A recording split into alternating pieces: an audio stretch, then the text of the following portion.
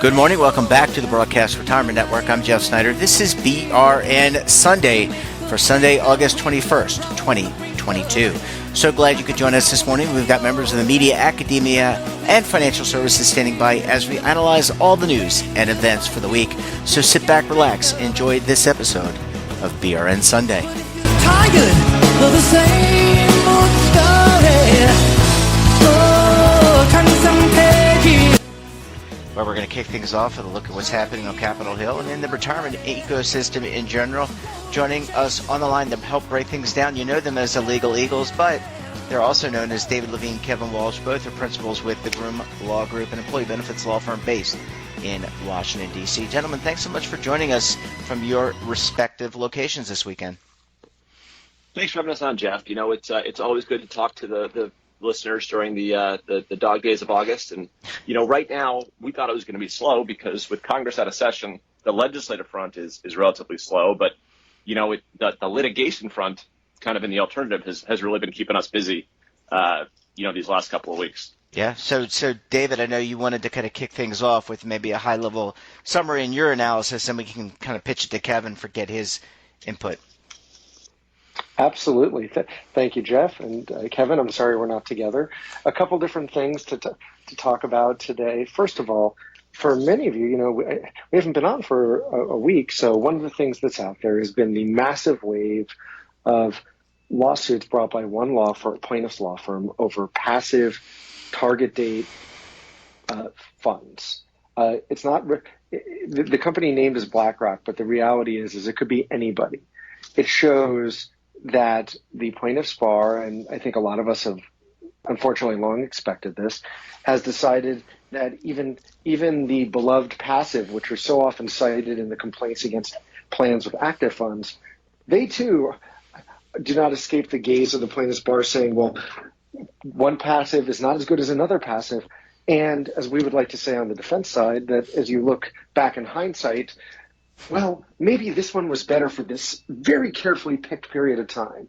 We're not going to get into the weeds on these cases, but kind of the takeaway of this, especially given that we have had some very good decisions in like the Common Spirit case and other decisions recently, it really highlights the importance of process and of how things relate to the benchmarks you're using in terms of what are your benchmarks? There's no one right or wrong way here. But it's about the process. Also, it also highlights that there is no one safe answer, whether it's active or passive. We're not going to take a position on that here. The idea, though, is that the plaintiff's bar is going to look and challenge almost anything. So what's your process, how you document, what's your basis for that decision? All of that are key things. Number two, as Kevin said, it's the theme of litigation.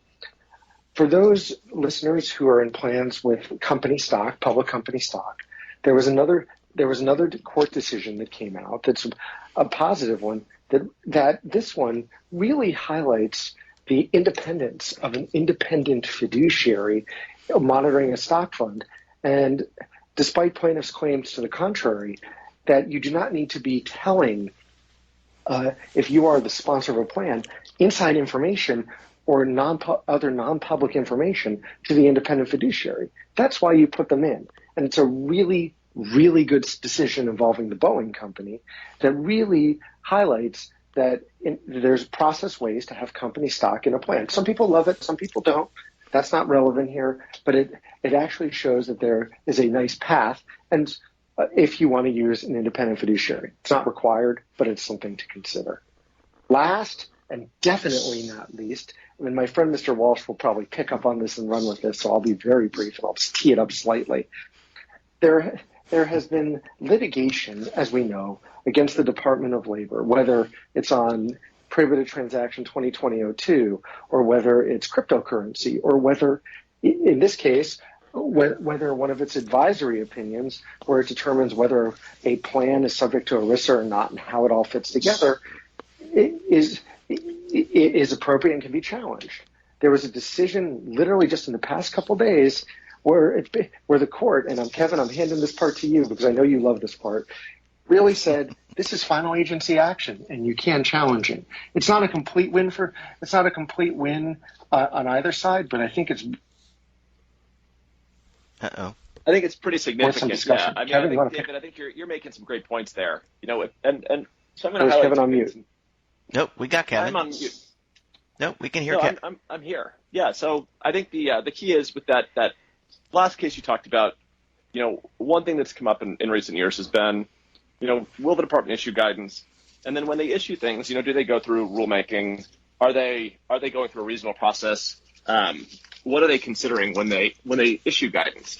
And in the case challenging the issuance of the advisory opinion, first off, the department argued that an advisory opinion, in it we say we could reconsider this at some point in the future. So DOL said it's not final agency action because we left open the opportunity we might reconsider this. And the district court said just because you might reconsider something in the future doesn't mean it's not final for now. So there's legal consequences flowing from your decision. So it can be challenged. And that's significant because there's been a whole lot of sub-regulatory action from the agency in the last couple of years. And some of it's been very helpful, provided clarification that plan fiduciaries and others would look for. And others of the sub-regulatory guidance has kind of caused confusion where it seems as though, EBSA may be trying to be helpful. The Department of Labor may be trying to be helpful, but, they've really gotten over their skis where they've issued stuff without getting input. And that kind of brings us to the second thing, which is, when you challenge these things or when the department issues something that's supposed to be binding, one thing they're supposed to take into account is, the input they get in crafting whatever it is they're releasing. And at least in this case, the federal court said, when people asked you for guidance, they provided a whole bunch of citations. They provided a whole bunch of reasons for, why they wanted what they asked for. And, Department of Labor, you addressed some of these, but you didn't address really, all of kind of the key points they made for why you should have gone in their favor instead of the way you went.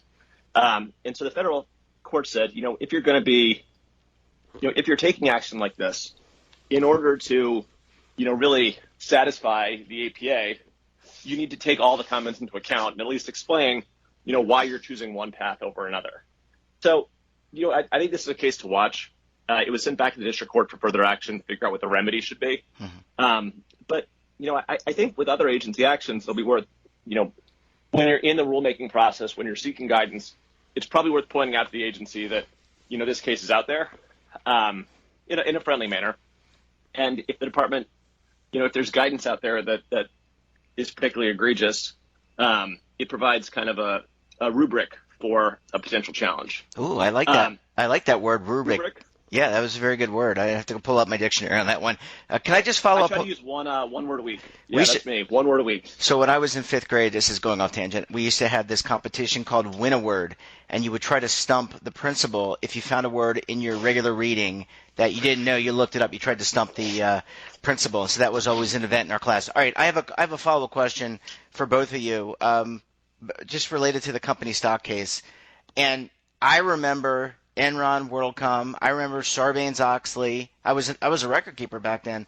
Sarbanes-Oxley reporting, and then there was a whole kerfluffle related to vesting. How much of this company stock case builds on, without going into all the weeds here, I don't want to go into the weeds, but I just want to kind of give the audience the example of how these cases build on one another and how history helps shape policy. So how much of the Boeing case, or just stock in general, is and reforms built upon what happened in 2002 with Enron, WorldCom, and some of the company stock things that we dealt with from a legislative and regulatory perspective? And I would argue, Jeff, I think the way I would argue it is, yes, a lot of people look back at Enron and what happened there, but my big focus on this is actually the Dudenhofer case, which was, I think, 2014. That's where I'd actually anchor this. this just highlights the trend that we've had, with a couple exceptions. I think it was IBM and J&J, both of which I believe settled, although maybe J&J, I forget where it ended. The key on this is the vast majority of these lawsuits involving public company stock and plans at this point have been resolved to the benefit of the defense. And this is another case that just highlights that process. Mm-hmm. So I wouldn't go back to Enron per se. I'd say it goes back to the Supreme Court and go from there. Sorry, Kevin. I figured I have something relatively short. Yeah, no, I thought that was great. I mean, I think one of the keys is, if we look back at Enron, there was, really not even our area of law. There was a fair amount of accounting fraud. There was a fair amount of, issues that came up. And, I worked for Congressman Oxley back when, these kind of accounting reforms were being put in place. And what we've seen is, less a focus on kind of the issues that you saw in Enron, which was just kind of pure fraud, and more, discussion about, who's in a position to, make decisions on behalf of the plan. What do you do if you have material non-public information? Are there ways to, satisfy your corporate role while also satisfying your ERISA role? And in some of these cases where there's a third party evaluating it, it adds, an extra, layer of protection from having individuals in a position where they may have different duties. Yeah, and gentlemen, just to follow up on the data issue, I mean, this is not going away. Data, just by and large, in privacy, this is not something that's just talked about in the benefit space. This is everywhere you go. I mean, I just saw something around the EU and privacy, but you gentlemen are following this one as well. There's a lot to kind of sift through here when it comes to your data, what happens when you use your data. And by the way, I got a data breach notification this morning when I checked the mail for a health provider. So concerning to me, but privacy is, I guess, one of the main issues, not just in the benefit space. Yeah, I mean, I think that's right. I think privacy is it's. I mean, one of the struggles we're facing right now with privacy is, Congress is working on legislation, but they haven't done legislation yet.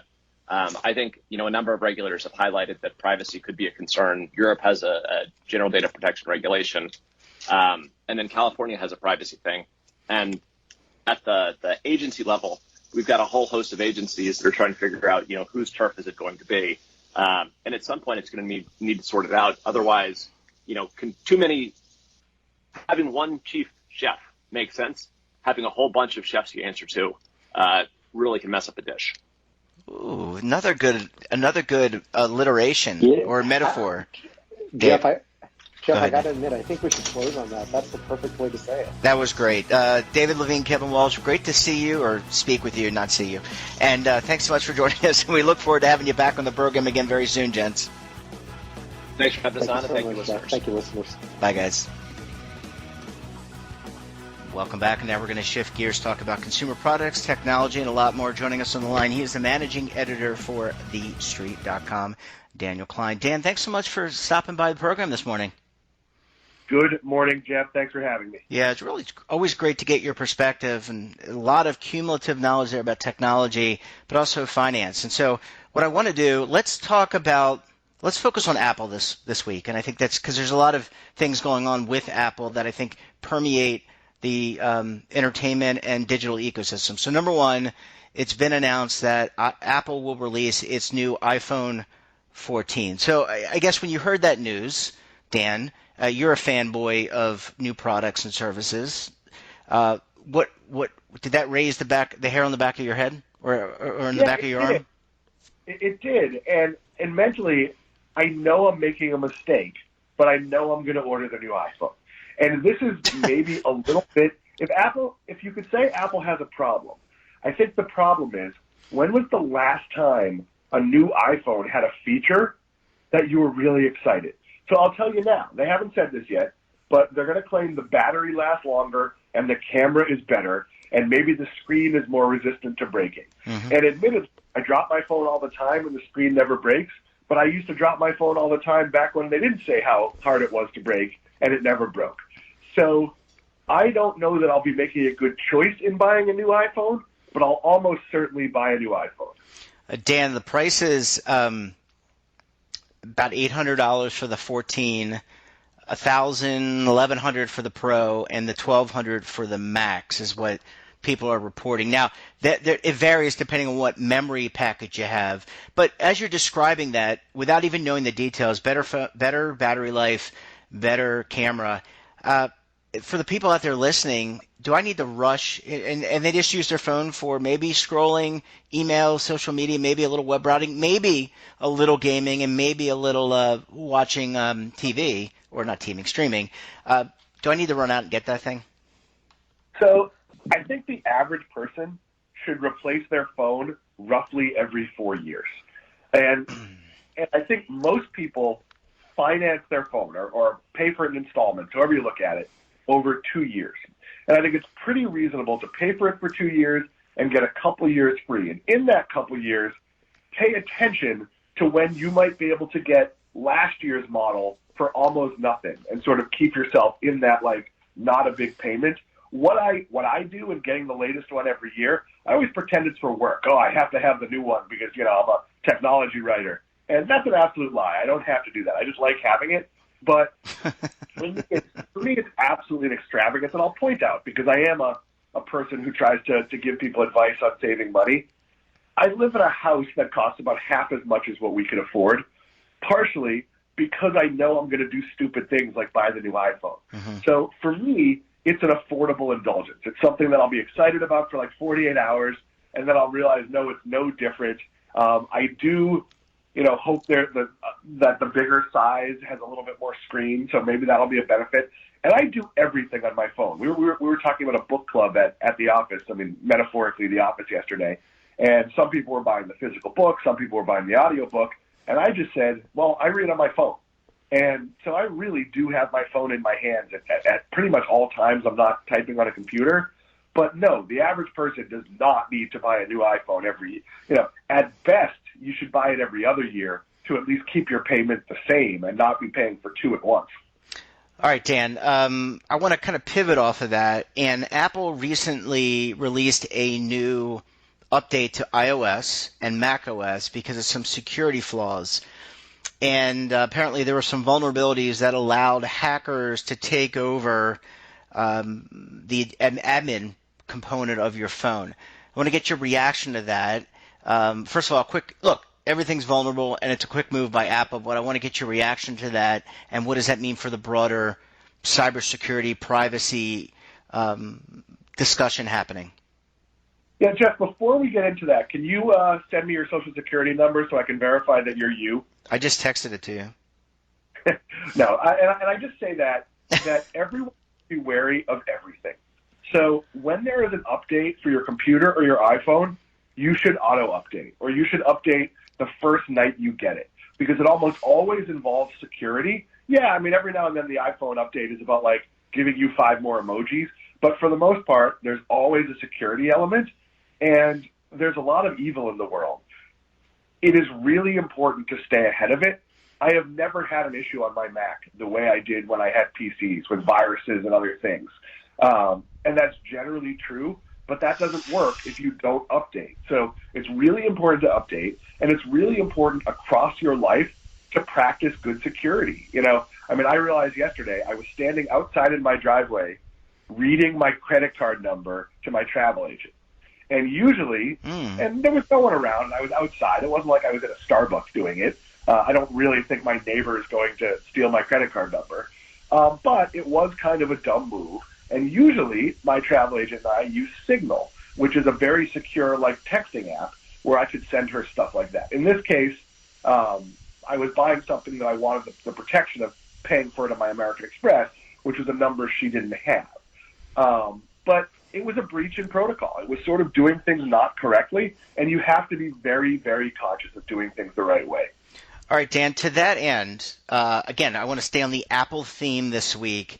Apple, or at least it's been talked about by Mac Rumors and others, that when it comes to the apps, when it comes to the phones, and I think this goes back to our streaming conversation from last week, by the way, is that we're going to see more ads on our phones through some of these apps, and so I want to get your thoughts about that. I want to get your thoughts as it relates to privacy, and then how does that compare with what I would call like the ad-supported video model that we're seeing on streaming kind of show up in places like Amazon and Discovery Plus, etc.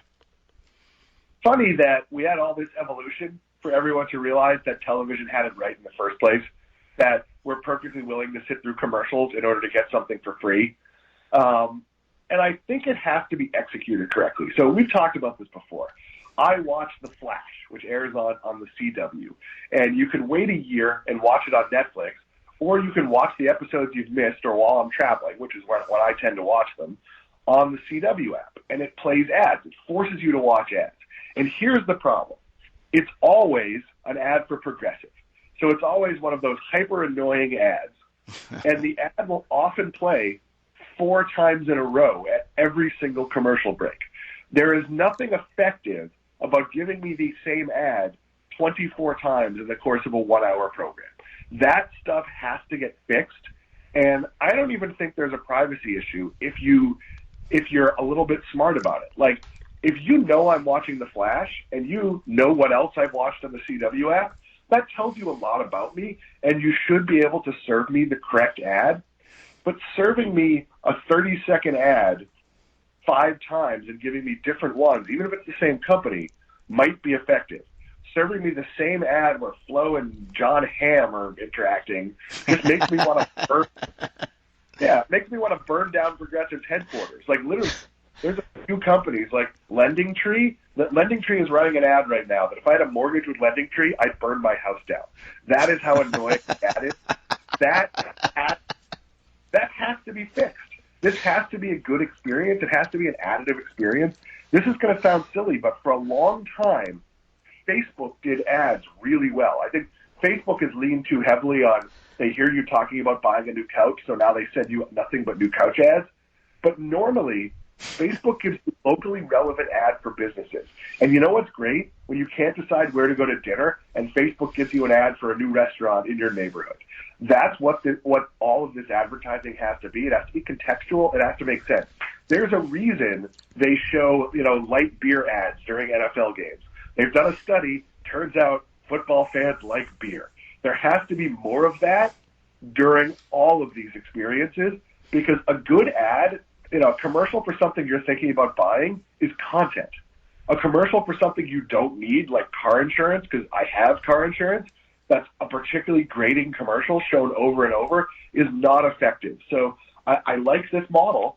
I don't think we have to pretend that everything is free and that there's some magic way they can just give you this content or these apps or these whatever for free. But I do think they have to get a lot better in how they give you ads.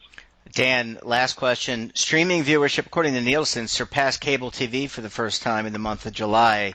When you look at the numbers, just edged out by 0.4%.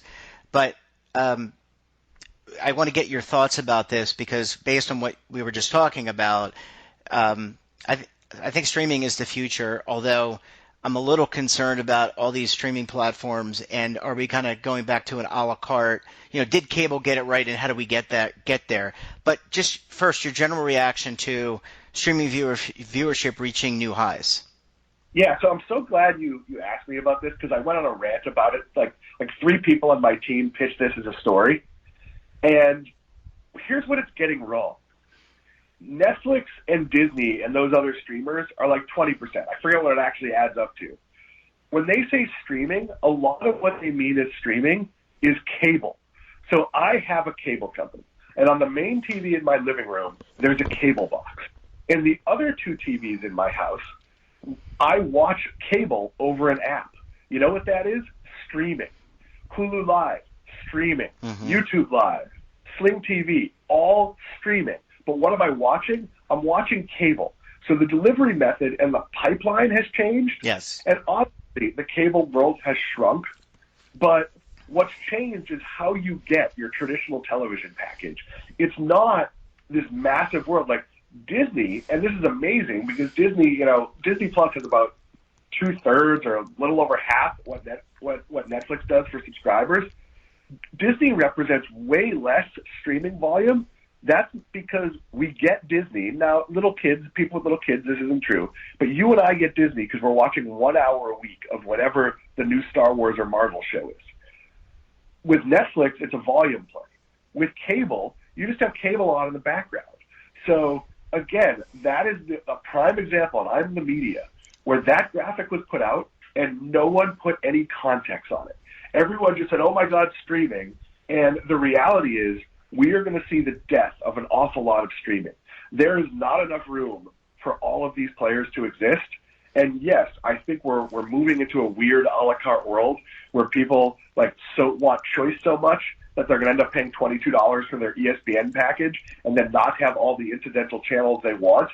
But at the end of the day, I actually think we're all going to pay for some version of basic cable that includes a lot of this stuff because you know what's great? Having 80 channels. My wife and I don't watch the same things. We have some things we watch together. We have some things that we each watch. And I have cable through my HOA. And if I didn't, I'd have to get cable because there's just too many things out there. So be careful with the graphics you look at. This is not what it looks like.